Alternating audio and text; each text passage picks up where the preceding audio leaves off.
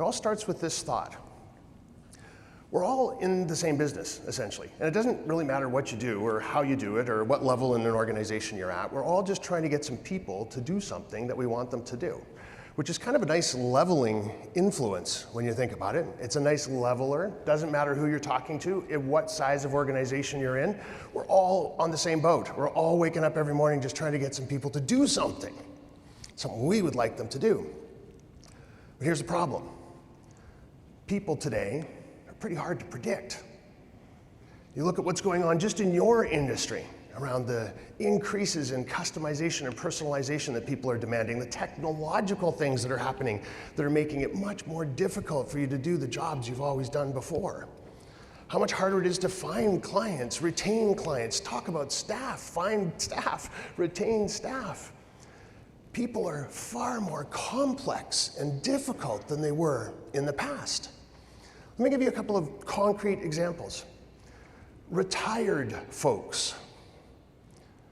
They're not sitting in chairs and whittling on a stick like they used to and knitting and having a chat with their friends. They're jumping out of airplanes. They're climbing Mount Kilimanjaro and having the times of their lives. They're not behaving like old people are supposed to behave.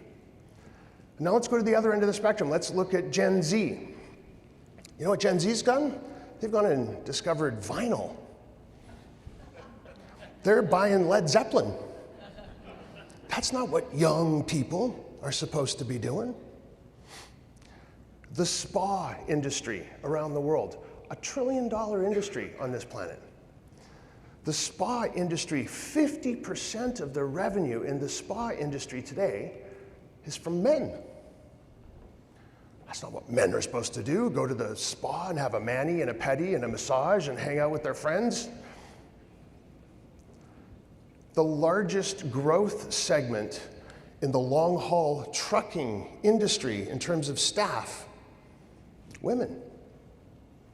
It's the fastest growing segment of the long-haul trucking industry employee workforce is women. It's not what women are supposed to be doing.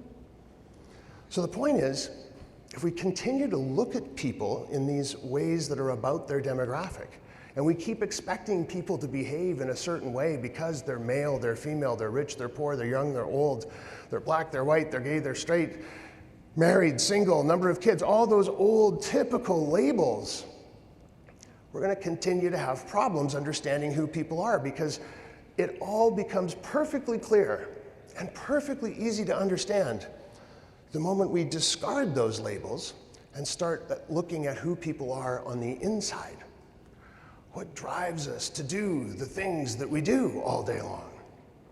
Liking good music isn't about how old you are, it's about a certain set of values that you have.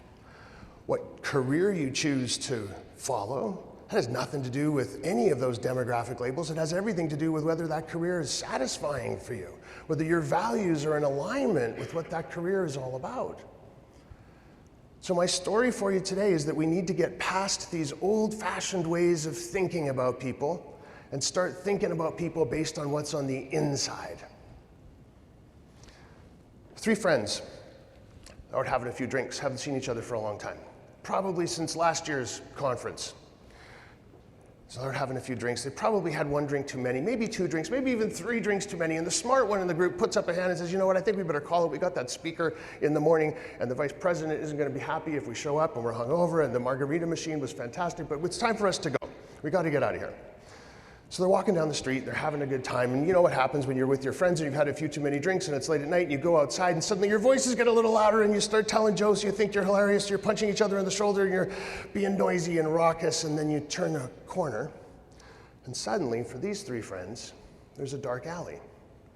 And they have to decide what they're going to do. Now, the first friend, the only thing we know about the first friend is their primary value in life is adventure. Going down that dark alley sounds like the best thing they've ever thought of. Why, this has been put here for us. What a great way to end the evening. Let's go down that dark alley and see what happens. Come on, guys, this is going to be great. Friend number 2, the only thing we know for certain is that their primary value in life is safety. Why would we go down that dark alley? Oh my gosh, this has been put here to test us. Let's go back to the bar. Let's turn on the lights. We might even need to call the police. Whatever we do, let's not go down that dark alley. We're a little bit drunk. I love you guys. Why would we do that? And friend number 3, the only thing we know for certain is their primary value in life is friendship. I don't care if we go down the dark alley. I don't care if we go back to the bar. I don't care what we do as long as we stick together because I love you guys. That's what matters. We're friends. Let's stick together. I love you guys. We're a little bit drunk. So the moral of this story is we didn't need to understand anything else about those 3 individuals when it came time to understand how they're going to make a decision. We didn't need to know what their demographics were. We didn't need to know if they were 18 to 24-year-old males who make $75,000 a year and have a white-collar job. None of them did either. In order to decide what they were going to do, not one of them stopped and said, gee, what are my demographics? I think I should react this way according to my demographic profile. And yet we all sit in our organizations and we look at people that we're trying to understand and influence, like clients and prospects and even coworkers and staff and folks that we deal with at all the other organizations that we end up dealing with. And we sit down and we say, well, what do we know about them? And we look at their demographics as if that's going to help us, as if there's some kind of magic tea leaves that we can read and it'll help us understand what people are going to do. And remember, what we're all here to do is try and get some people to do something we want them to do. So demographics are not going to help us. It's values that tell us how